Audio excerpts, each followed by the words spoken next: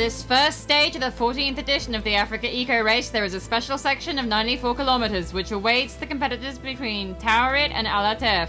All were keen to get going, to rediscover the tracks of Africa after having been deprived of them for almost 3 years. 94 kilometers in between crop fields on a narrow track before reaching a slightly mountainous section. A stage with lots of navigation that does not suit the bigger engines, as there is a lot of variation and changing direction.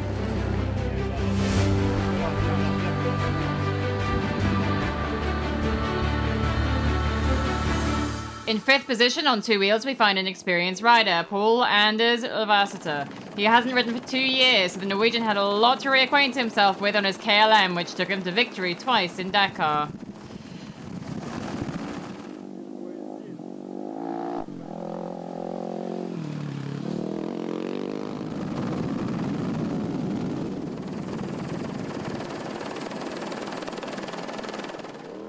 Fourth day, another double winner of the event, Alessandro Bottori. The Italian, who has won the last 2 races, was all smiles on the finish line after 1 hour 33 minutes and 2 seconds on his new, though heavy, Yamaha. All smiles but tired at the same time as the navigation was complex.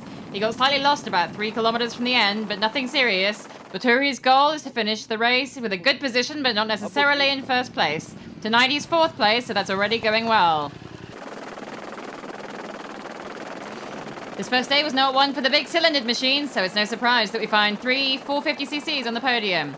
In 3rd place, we find Frenchman Javier Flick. The 27-year-old Breton has heard a lot about the Africa Eco Race from his father, and he wanted to enter, as per Thierry Sabine, on a bike. This category of riders who enter the event with no assistance compete under the Motul Extreme Riders category. A beautiful stage to start, which went well. A bit tricky to navigate at times, so I needed to be vigilant. It's a while since I was lost in the desert. To get to Dakar has been a childhood dream influenced by my father, which I now want to realize.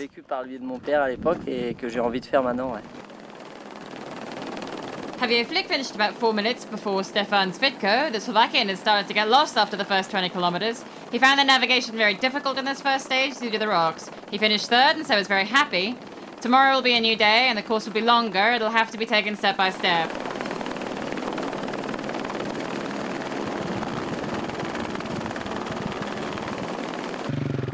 This is someone that we did not expect to see top of the podium this Tuesday. Maurizio Girini, with starting number 142, went far. He overtook 20 bikes in order to take first place. He too had found the navigation challenging and was as surprised as anyone else to find himself at the front of the pack.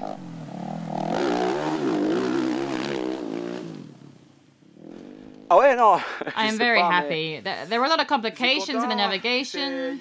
It was not easy. There was a lot of dust. I left with start number 142, but I'm happy. There were a lot of stones today, and I hope that tomorrow it'll be more sandy, but I'm happy for the first day. It's perfect.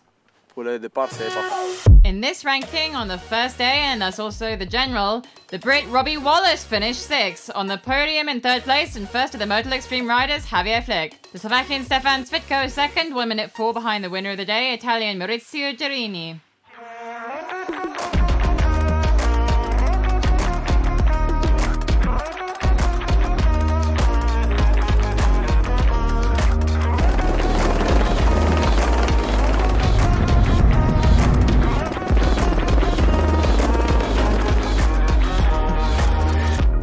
He's still got it. This is his 13th participation and he's won 3 times in 2011, 12 and 14. Now reaching for a 4th victory, he will be going it alone, this time in his Tatra, hoping to make it into the history books. In this, the real rally to Dakar.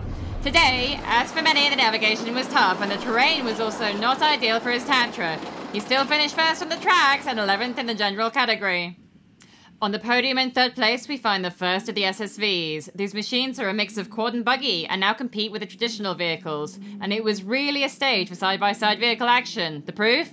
Today, Dutchman Rudy Vollebrecht takes 3rd place.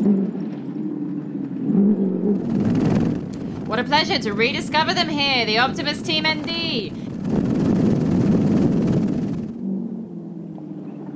The 204 driven by Philippe Gosselin and Christophe Crespo to take 2nd place of the day. The 2 men have a bit of time to make up because they are after 1st place, but at least we can say that they quickly made their mark. Gosselin still needs to get used to the new electronic road books, but we'll talk about this later. Disons que ça faisait 2 ans et demi. It is 2.5 years. We had to find our place in Morocco. Amongst the stones, there were a lot of stones. Donc non, je suis content, c'est bien passé. I'm happy it went well, especially for the first place. We didn't intend to get into it in the first race, but we just had something. Mais il y avait de quoi. Il y avait de quoi. Voilà. And Philippe Gosselin could not have hoped for better than to finish behind his MD teammate, also in an Optimus, David Gerhard. 2 minutes and 51 seconds behind, to be precise. For David Gerhard and his teammate Pascal Delacour, it was time to restart their machine and get back into rallying. Find again the sensation. It did not take them long. A few small navigational issues over the course of the day, but otherwise it went smoothly. Ouais, fallait bien we had to rester stick dans ses closely notes. to the notes. The track wasn't visible due to the vegetation. We were able to keep going even when we were unsure. Finally, we made it. That's the main thing. It's done. Et vive le Maroc et vive l'Africarix. As with the bikes, the classification of this stage is also that of the general. In the first 6, we find the SSVs, proof that they can compete in the T1.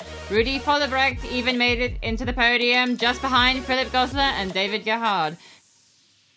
That's all for today. Tomorrow, the second special, 477 kilometers between Boussaid and Mamid.